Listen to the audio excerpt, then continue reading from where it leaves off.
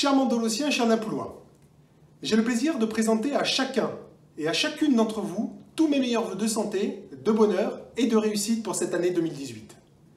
L'année qui vient de s'achever n'a pas été comme les autres, tant pour la France avec l'élection d'un nouveau président de la République que pour notre belle ville de Mandelieu-la-Napoule. Lors de mes précédents vœux, en janvier 2017, j'avais été le seul à vous prévenir de ce qui allait se passer. Vous avez pu le constater, je ne m'étais pas trompé. Comme prévu, le maire sortant a fait le choix de devenir sénateur en démissionnant de ses fonctions à mi-mandat pour transmettre son fauteuil de maire à son neveu, sans vous demander votre avis et malgré la désapprobation ouvertement exprimée par un très grand nombre d'entre vous. En vous mettant devant le fait accompli, alors que tout avait été préparé en catimini depuis 2014, il a rompu le contrat de confiance qui le liait à ses électeurs et donc à vous. Après 22 ans de mandat, une page d'histoire se tourne à Mandelieu-la-Napoule. Le neveu maire, qui a hérité du bureau de son oncle, sans légitimité de votre part, perdant ainsi toute autorité, se contentera d'expédier les affaires courantes jusqu'à la fin du mandat, en jouant finalement un rôle d'intérimaire. Dès lors, vous l'avez compris, le changement aura lieu en 2020, au moment des prochaines élections municipales, lorsque vous serez amené à choisir vous-même et démocratiquement le futur maire de notre belle ville, et je l'espère, sans les machines à voter. En attendant cette prochaine échéance électorale à laquelle j'aurai l'honneur de participer avec une nouvelle équipe et un nouveau programme, répondant vraiment à vos besoins, sachez que vous pourrez compter sur moi et que je serai toujours à vos côtés pour préparer l'avenir de notre belle ville.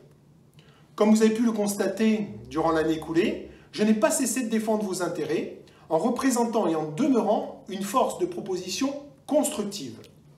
Par exemple, j'avais proposé au maire de Mandelieu-la-Napoule de créer un rond-point à la sortie de l'autoroute plutôt qu'un carrefour. Mais cela n'a pas été retenu. Et chaque jour, vous constatez la dangerosité et l'encombrement de cette sortie découlant d'un choix inapproprié. J'avais demandé aussi une baisse légitime des taxes foncières et de la taxe d'habitation pour les logements situés sur les zones ravagées par les inondations d'octobre 2015. Mais aucune mesure compensatoire n'a été envisagée pour aider les habitants depuis cette terrible soirée d'octobre.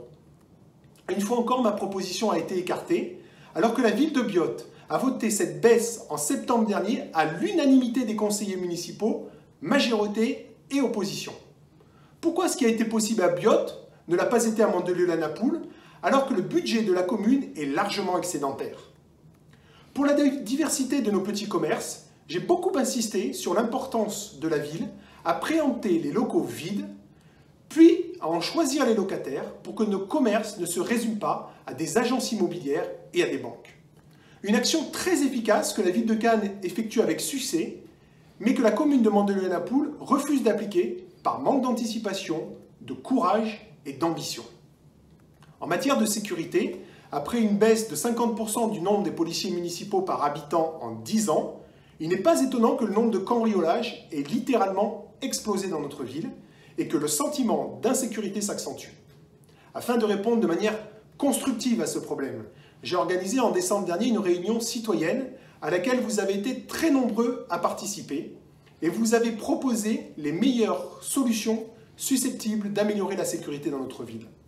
Là encore, le neveu maire a balayé toutes vos idées et toutes vos suggestions. Aujourd'hui, plus que jamais, il faut vivre avec son temps. Aujourd'hui, je suis convaincu qu'une ville ne se gère pas à partir d'un cabinet composé de quelques personnes uniquement motivées par les échéances électorales. Je suis certain que nous devons être tous unis dans un travail collectif, persuadés que les bonnes idées n'ont pas d'étiquette politique. Tout au long de cette année 2018, avec mon équipe, que je vous ferai connaître progressivement, nous allons continuer à travailler de manière constructive et collective autour d'un projet d'avenir innovant, destiné à nos anciens, mais sans pour autant oublier nos jeunes à qui on ne propose pas grand-chose aujourd'hui. Rejoignez-nous. Ce projet, nous allons le bâtir ensemble, afin de donner un nouvel élan à notre belle ville. Bonne et heureuse année 2018 à chacun d'entre vous.